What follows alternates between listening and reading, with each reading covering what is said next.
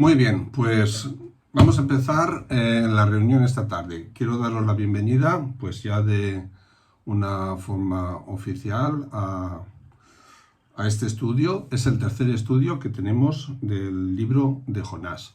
Estamos estudiando de una forma devocional este importantísimo libro del Antiguo Testamento. Bueno, todos son importantes, ¿no?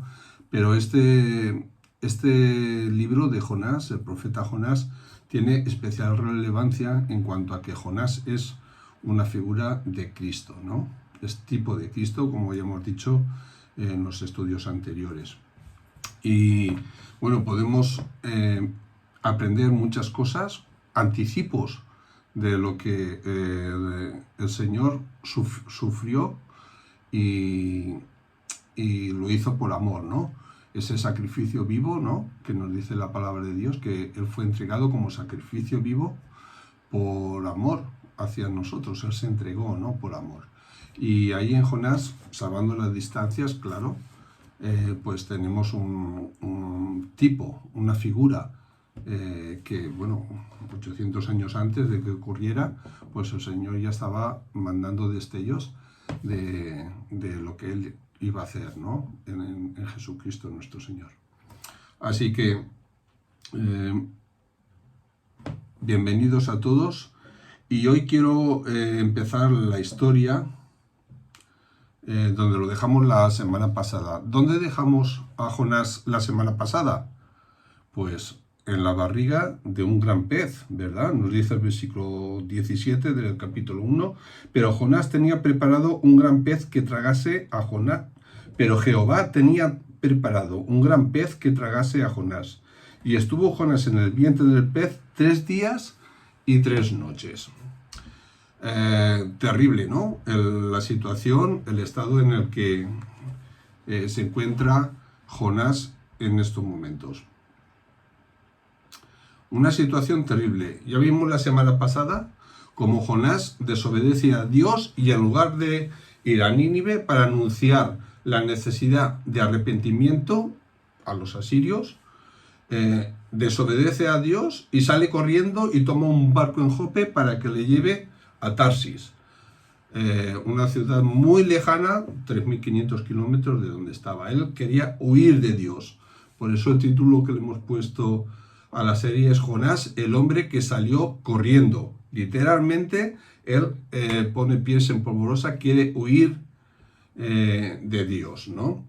Pero era muy, muy importante que Jonás viajara a Nínive. Ese era el propósito de Dios. Tenía que ir a Nínive para declarar a este pueblo tan sanguinario que se tenían que arrepentir. El mensaje que tenía que llevar Jonás era que se tenían que arrepentir de su maldad. Dios quiere perdonar a los asirios. Fijaros, eso lo vimos en el primer capítulo. Realmente Dios ama a todos los pueblos, a todas las personas de toda lengua, tribu y nación. Y aunque los asirios eran sanguinarios, malvados, Dios quiere darles la oportunidad de que se arrepientan, y si se arrepienten, entonces los quiere perdonar, ¿no? Esa es la voluntad de Dios. Pero Jonás sale corriendo. ¿Por qué? Por varios motivos que ya vimos también, ¿no? Por miedo, por prejuicios, etc.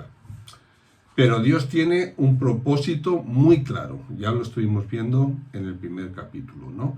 Dice, nos cuenta la palabra de Dios, que Dios levantó un gran viento, que este viento provocó una tormenta, y la tormenta hace casi que el barco donde iban los marineros, en el barco, ¿no? Pues que casi se hunde, ¿no? Mientras todos los marineros clamaban a sus dioses, porque eran politeístas, seguramente era un barco fenicio donde habían gente de muchas naciones, pues todos asustados se ponen a clamar a sus dioses, y Jonás se queda dormido en la bodega del barco, que bueno, la bodega era el lugar donde transportaban la mercancía y también los pasajeros en aquella época, ¿no? Ahora, ¿qué fue lo que provocó que el mar se calmara. ¿Qué fue lo que provocó que el mar se calmara? Lo tenemos en el versículo 12. Estoy haciendo un pequeño resumen de lo que vimos la semana pasada, ¿no? Dice, y él respondió, cuando le preguntan a Jonás, ¿qué tenemos que hacer para que la tormenta amaine? Dice, tomadme y echadme al mar, y el mar os aquietará. Porque yo sé que por mi causa ha venido esta gran tempestad sobre vosotros. Me viene a la mente un versículo que dice en Romanos 6:23. Romanos 6:23 dice, la paga del pecado es muerte, pero la dádiva de Dios es vida eterna en Cristo Jesús, Señor nuestro.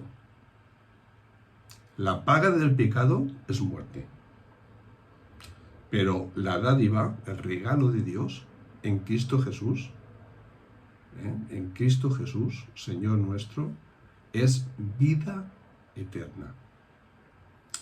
Jonás sabía que por defender a Dios, él merecía la muerte y lo acepta.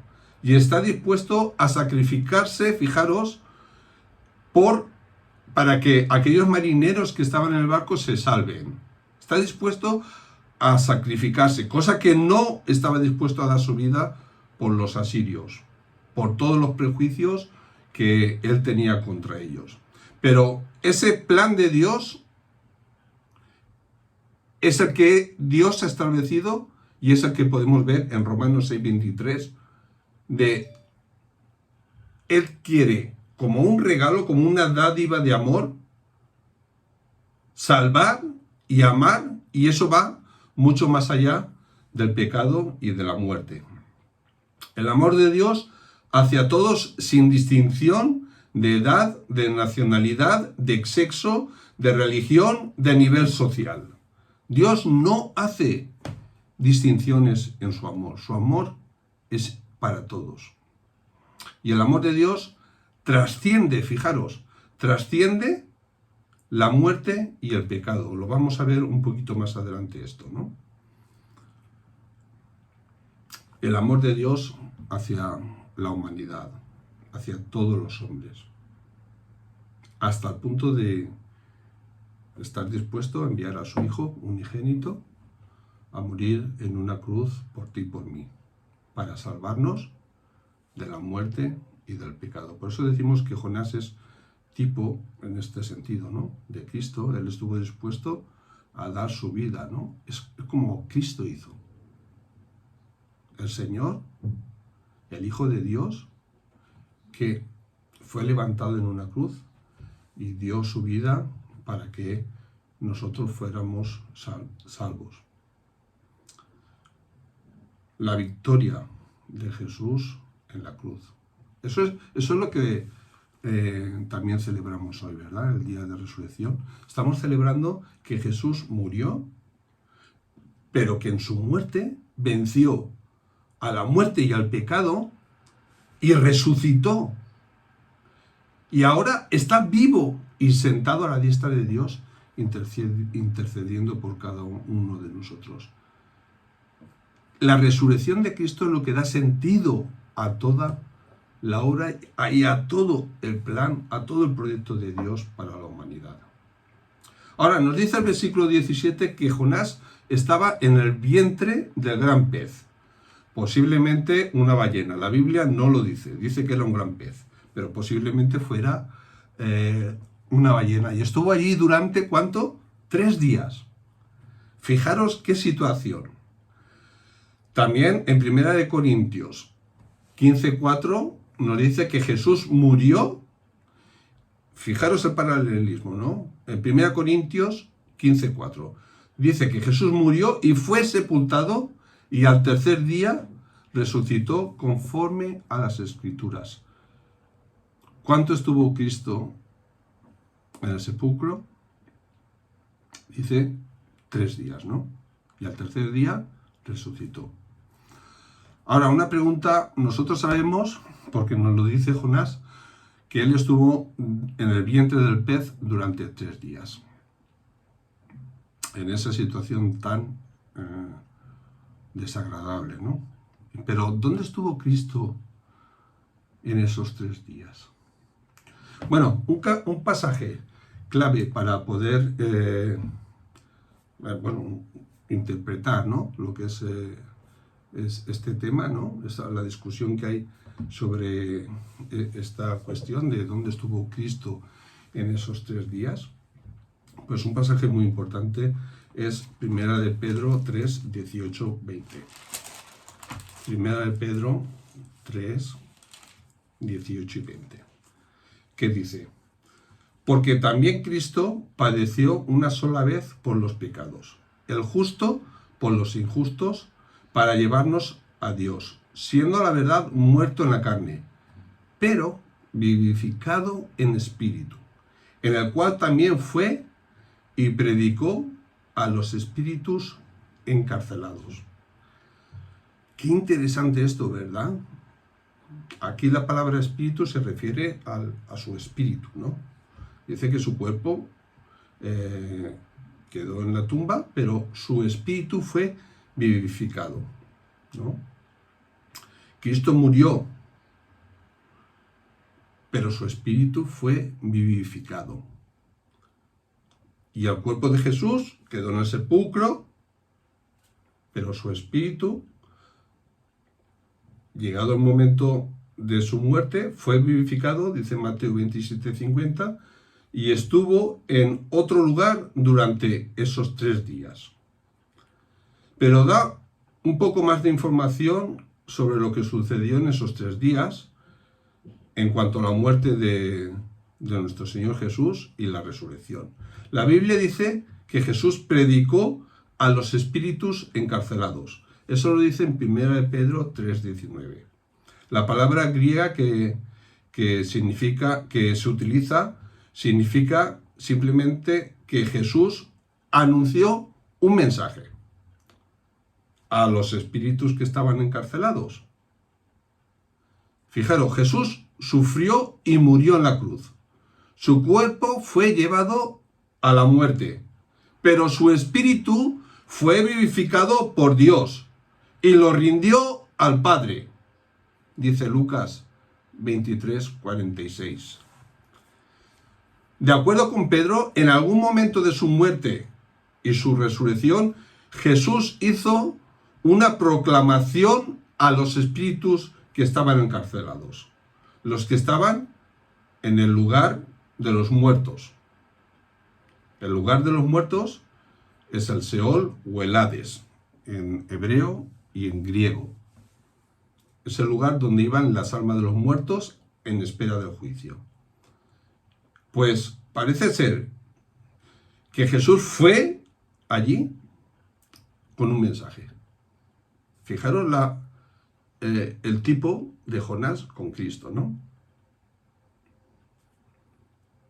Durante 3 días, esos 3 días, en algún momento Jesús bajó a las profundidades, dice la palabra, al Seol, con un mensaje, con una proclamación. ¿Qué es lo que Cristo fue a proclamar al lugar donde estaban los muertos?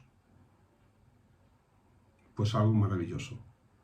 Él fue a proclamar su victoria. Que el sacrificio por expiación del pecado para la humanidad se había consumado. Como él dijo, ¿no?, en la cruz, sus últimas palabras, consumado es. La obra de redención ha sido consumada. Por tanto, hay salvación. Dice Efesios 4, 8, 10, por cuanto dice, cuando ascendió a lo alto, llevó cautivo a gran número de cautivos y dio dones a los hombres. Esta expresión ascendió, ¿qué significa? Sino que también había descendido a las profundidades de la tierra. El que descendió es también el mismo que ascendió mucho más arriba de los cielos para poder llenarlo todo, Son unos versículos, este tema es un tema que requiere un estudio profundo, ¿eh? Son unos versículos de difícil interpretación y cada uno tenemos que llegar a nuestra propia conclusión acerca de esto. Pero yo entiendo que en esos 3 días de la muerte de Cristo, en algún momento Él fue al Seol, el lugar de los muertos, dice el texto, en las profundidades de la tierra, y allí predicó la victoria. Y aquel remanente fiel del Antiguo Testamento que habían creído en Dios, Él los llevó, por eso dice que llevó cautivo a la cautividad, los que estaban cautivos se los llevó cautivos con Él, para estar ya con Él en el cielo para siempre. Bueno, de hecho, las profecías acerca de la segunda venida nos dicen que de allí ha de venir con los suyos. ¿Y con quién vendrá? Con los que ya ha redimido, con los que están ya con Él. Con esos que Él llevó del Seol, todos los creyentes del Antiguo Testamento que estaban en el Seol, y también a partir de su sacrificio en la cruz y su victoria, todos los creyentes hasta el momento de la segunda venida. Y dice que sea algo que, bueno, no podemos, creo que, ni imaginarlo, ¿no? Sea algo extraordinario, como el Señor vendrá y los que hayan quedado en la tierra seremos transformados en un abrir y cerrar de ojos, y habrá un encuentro y el Señor nos llevará, ¿no? Eso es lo que se llama el arrebatamiento. Tenemos en Distrito 13 un tema pendiente en cuanto a esto, ¿no? Son temas escatológicos muy interesantes que debemos conocer porque son cosas que van a suceder y el Señor nos manda señales de que pronto van a suceder estas cosas. Pero muy importante esto, ¿no? La similitud entre Jonás y Cristo. Jonás estuvo 3 días dentro de la barriga de aquel gran pez. Imaginaros, ¿no? ¿Qué es lo que puede calmar la tormenta de nuestra vida?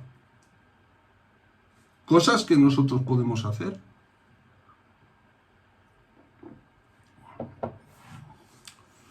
Por mucho que hagamos, no hay nada que pueda calmar la tormenta.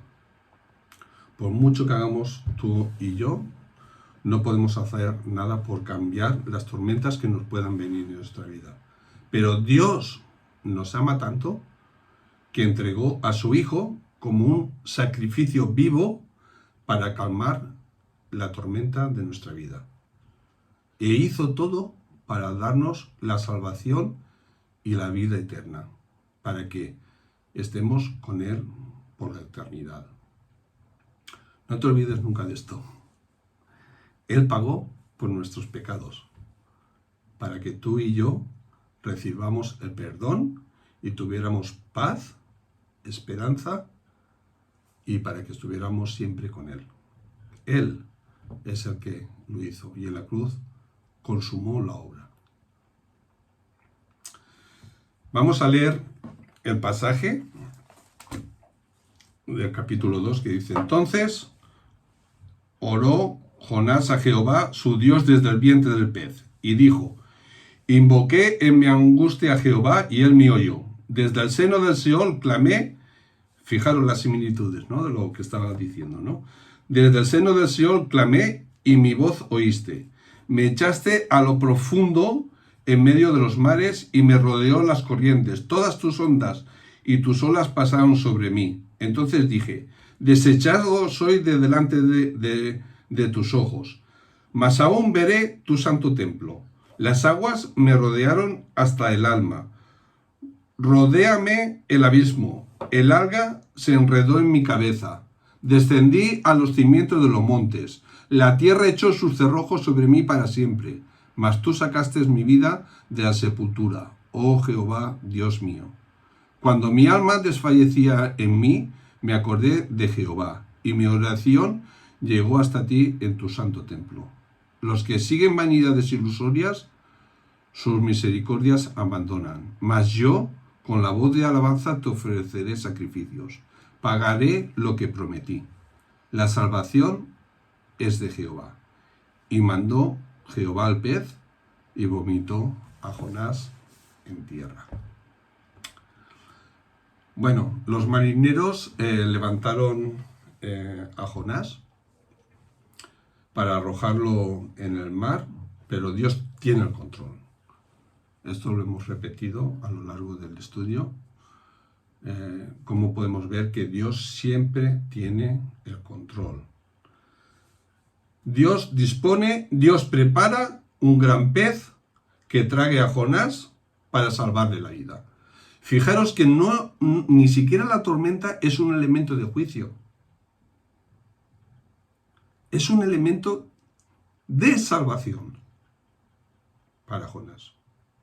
Todo lo que está sucediendo va a ser para el bien de Jonás. Aunque él piense que pudiera ser un elemento de juicio y sale por piernas, sale corriendo, quiere salir de la presencia de Dios porque no le gusta lo que Dios les está pidiendo, pero todo lo que le está pasando es para bendición, es para su bien. Y lo expresa de esta forma, que es una forma poética, porque realmente esto es una oración, es un salmo, ¿no? Y nos dice el texto, pues, como pues él, cuando utiliza la palabra entonces, oró Jonás a Jehová, parece ser que es ya al final de esos 3 días, ¿no? En el que él tuvo oportunidad de pensar y reflexionar sobre lo que había hecho, sobre cómo había sucedido la tormenta, que se había quedado dormido en el barco, sobre la oración de los incrédulos, pidiéndole a Dios que calmara la tormenta, como le pregunta, sobre todas esas cosas que vimos en el capítulo 1, pues él estuvo reflexionando 3 días. Y entonces oró a Dios. Es como si la oración tuviera lugar ya en las últimas horas, ¿no? De la estancia de Jonás en la barriga del pez. Muchas veces creo que hay que tocar fondo para poder subir a la superficie. Y aquí Jonás estaba tocando fondo. Llegó a lo más profundo, ¿no? Una situación terrible. Yo creo que la sensación dentro del pez debió ser terrible por la falta de oxígeno, pues por todo, ¿no? Nos podemos imaginar, ¿no? No hay que ser muy visionario para poder imaginarse un poco cómo estaría él allí, ¿no? Pero bueno, algo terrible, ¿verdad? Muchas veces pensamos que las tormentas son juicios de Dios porque hemos hecho algo mal, porque hemos desobedecido, que Dios nos quiere castigar, ¿no? Como si fuera un Dios malo, que como te has portado mal, ahora te castigo. Pero eso no es así. Aquí podemos ver el gran amor de Dios. Y vemos en el texto como el Todopoderoso, que tiene el control sobre todo, y en este caso lo vemos sobre la naturaleza, levanta una gran tormenta y lo hace para salvarle a Jonás de todos los prejuicios, de todos sus miedos, de todos los errores que él tenía. Y muchas veces necesitamos una tormenta en nuestra vida. Y yo lo dije la semana pasada, pero posiblemente el mundo necesitaba una tormenta que Dios ha permitido para que la gente reflexione, pero no lo hace como un elemento de juicio, sino como un elemento de salvación. Y estamos orando muchísimo porque queremos prepararnos en estos días, porque sabemos que Dios va a traer a mucha gente al Distrito 13, a la iglesia, en la muralla. Nos va a traer mucha gente y tenemos que estar preparados para poder recibir a la gente que va a venir buscando a Dios. Porque siempre que suceden estas cosas, la gente clama a Dios. A veces tenemos que llegar a lo más profundo para buscar al Señor, para clamar a Él. La oración está expresada en forma poética, ¿no? Es una canción, ¿no? Y en los versículos 1 al 5 tenemos lo que podemos llamar pues una invocación, ¿no? Es una invocación, ¿no? Es una confesión también podríamos decir, ¿no? Y en términos, como decía antes, ¿no? Esta palabra entonces pues nos orienta que esa oración la hizo Jonás ya al final de sus días dentro de la barriga del pez. La oración es el fruto de 3 días en una situación terrible. También hemos estado hablando en los últimos días, ¿no? Acerca de los desiertos, ¿verdad? En otras reuniones. Pero a veces, pues, el desierto es una oportunidad para estar a solas con Dios y poder reflexionar y centrarnos en lo que es verdaderamente importante, ¿no? Y él ayer reflexionó sobre su rebeldía, sobre la tempestad, los marineros y todo lo que había pasado, ¿no? Pero sintió miedo. Dentro de ese gran pez seguía sintiendo miedo. Fijaros esa sensación, ¿no? Y también esa asociación de ideas. Para Jonás era como estar en la región de los muertos. Era como estar en el Seol, se menciona aquí, ¿no? Él lo dice. Como estar en el Seol. Desde el seno del Seol clamé. Es como estar entre los muertos, ¿no? Así se sintió. ¿Vale? Él es consciente de que fuera de la presencia de Dios, pues estar fuera de la presencia de Dios es algo terrible. Y bueno, realmente es que no deja de ser una paradoja, porque eso es lo que él quería. Es que lo que él estaba buscando era alejarse de Dios. Y cuando está fuera de Dios, la sensación es algo tremendo, ¿no?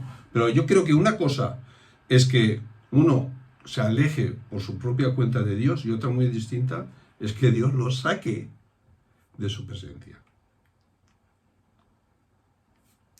Yo creo que aquí hay un poco de esto, ¿no? Como Dios lo saca y le dice, ahora vas a estar ahí porque te amo, porque te quiero y porque quiero que rectifiques, ¿vale? Y vas a pasar por esta experiencia para tu bien, ¿no? Y lo saca de su presencia en ese sentido para restaurar a Jonás. Dice que las aguas estaban amenazando su vida y en medio de esta situación, pues,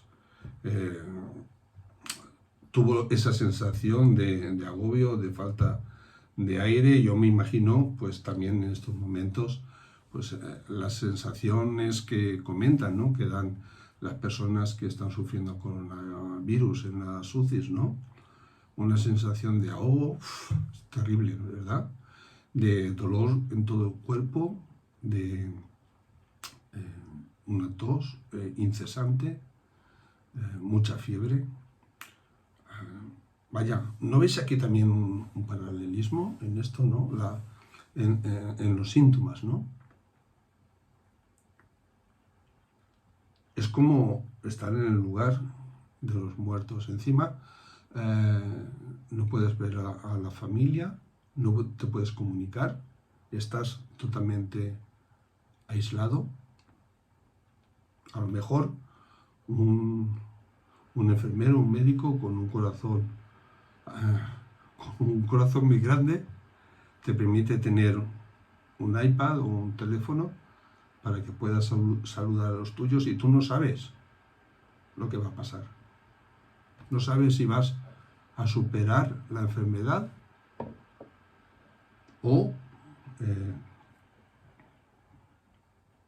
va a ser el final para ti, ¿no? Es una situación de desesperanza terrible. Pero el Señor no se queda quieto.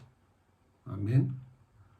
Dios ama y Dios tiene un proyecto y un propósito. Y cuando creía que había llegado Jonás ya al límite, ¿qué hace? Se acuerda del Señor y clamó. La palabra nos dice que clamó a Dios. Y Dios no se queda quieto, sino que inmediatamente interviene para salvarle. Ojalá todas las personas que estén en esta situación se acuerden de Dios y clamen a Él. Porque Dios está esperando que las personas clamen para salvar y para restaurar. No sabemos el propósito y el plan de Dios, pero sí que sabemos cuánto Él nos ama y cuánto Él quiere nuestro perdón y nuestra salvación, hasta el punto de enviar a su Hijo para morir por nosotros. Fijaros, Dios le ha rescatado de la misma muerte. Él veía la muerte cerca. La gran diferencia con Cristo es que Cristo sí que vivió, experimentó la muerte. Jonás no llegó a morir. Pero él se sintió como muerto, ¿no? Pero aquí se desprende que en el último momento, pues entonces Jonás clamó al Señor para que le salvara. Y Dios respondió. Como creyente en el Antiguo Testamento, Jonás sabía perfectamente que podía orar, no solamente en Jerusalén, en el templo, sino que también en cualquier momento, en cualquier situación, uno puede orar y Dios le va a escuchar. Y yo quiero deciros que aunque una persona esté en la UCI, en una situación terrible de dolor, de desesperanza, de no saber el futuro, con riesgo de su muerte, de perder su vida, si uno clama a Dios y lo hace de corazón, Dios le va a escuchar.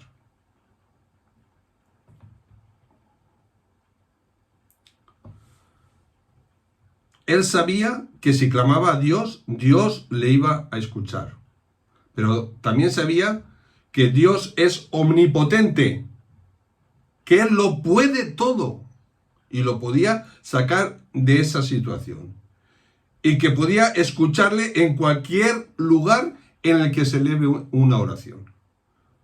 Y la referencia aquí la tenemos en cuanto al el santuario. No se refiere al santuario de Jerusalén, sino se está refiriendo al santuario celestial. Yo sé que si oro a Dios, Dios me va a escuchar en su templo, en el santuario celestial, ¿no? No se está refiriendo al santuario en Jerusalén. El Señor y la oración, ¿no? Estaba muerto, pero me has devuelto la vida. Qué tremendo es esto, ¿verdad? Estaba muerto, pero me has devuelto la vida. ¿Cuántas personas, yo mismo he hecho esta oración también, y cuántas personas han clamado a Dios en un momento de desesperanza, de tremendo, ¿no? Que nos hemos encontrado con riesgo incluso de nuestra vida, y hemos clamado a Dios, y Dios nos ha devuelto la vida, y ha hecho un milagro poderoso en nuestra vida. Mirad, Dios sigue haciendo milagros hoy. Hoy. Dios es el Dios de los milagros. Dios es especialista en cambiar situaciones, en cambiar la vida de las personas. Él sigue haciendo milagros hoy. Y si tú necesitas a Dios, Si tú estás pasando por una situación de dificultad, de angustia, de dolor, de desesperanza, clama a Dios, como lo hizo Jonás, porque Dios no te va a dejar de su mano. Dios te ama y Dios va a responder. Los versículos 8 a 9 tenemos, después ya de sentirse vivo, ¿no? Después de esa expresión, ¿no? Estaba muerto, pero tú me has devuelto la vida. Pues cuando uno ya se siente vivo después de eso, hay una reacción maravillosa, ¿no? Que es alabar a Dios, darle gracias, ¿no? Y eso es lo que tenemos en los versículos 8 al 9, ¿no? Los que siguen vanidades ilusorias, sus misericordias abandonan. Mas yo, con voz de alabanza, te ofreceré sacrificios y pagaré lo que te prometí. La alabanza, ¿no?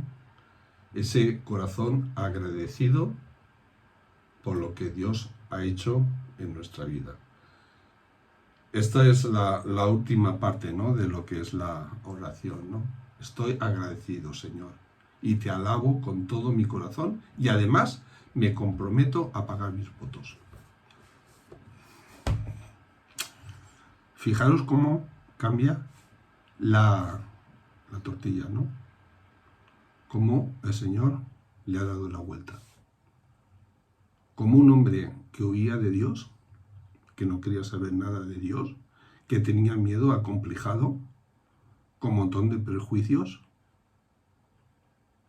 después de esta tempestad, después de esa situación, pues clama a Dios y Dios responde de una forma maravillosa, salvándolo, devolviéndole la vida.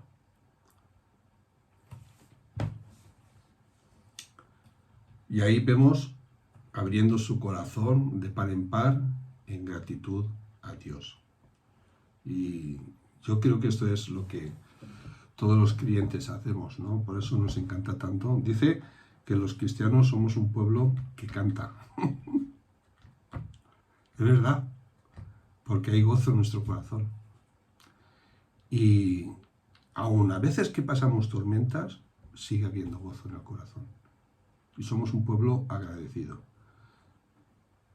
Pero yo aquí también recibo un mensaje para mí, ¿no? Pagaré los votos que prometí. Tengo que pagar los votos que prometí a mi Señor por lo que Él hizo en la cruz por mí. ¿Tú estás dispuesto a pagar los votos? ¿Qué te pide Dios? Lo que te pide es lo que nos pide a todos. Que vayamos y prediquemos las buenas noticias de salvación. Que hay esperanza. Que Dios ama. Que Dios nos quiere dar la vida eterna. Que Él se ofreció como un sacrificio vivo para cargar con nuestro pecado, para que tú y yo quedemos sin culpa delante del Padre. Él pagó, Él cargó con nuestro pecado y murió y descendió a lo más profundo de la tierra y allí proclamó las verdades del reino y su victoria sobre el pecado y la muerte. Y llevó a los que allí estaban y los llevó con él, y la palabra de Dios nos dice que de allí ha de venir a por todos los que estén en la tierra en ese momento, hijos de Dios, agradecidos, para llevarlos con él para siempre, por toda la eternidad. Dios ha hecho grandes cosas, está haciendo grandes cosas y aún vamos a ver maravillas. Nosotros tenemos que estar preparados. Así que con esta idea, con este fracaso de Jonás en la evasión, porque al final no puedo huir de Dios, ¿verdad? Por mucho que lo intentemos, no vamos a poder huir de Dios. Así que hay que armarse de valor y enfrentar con valentía y confiando en Dios todos los retos que Él nos ponga por delante.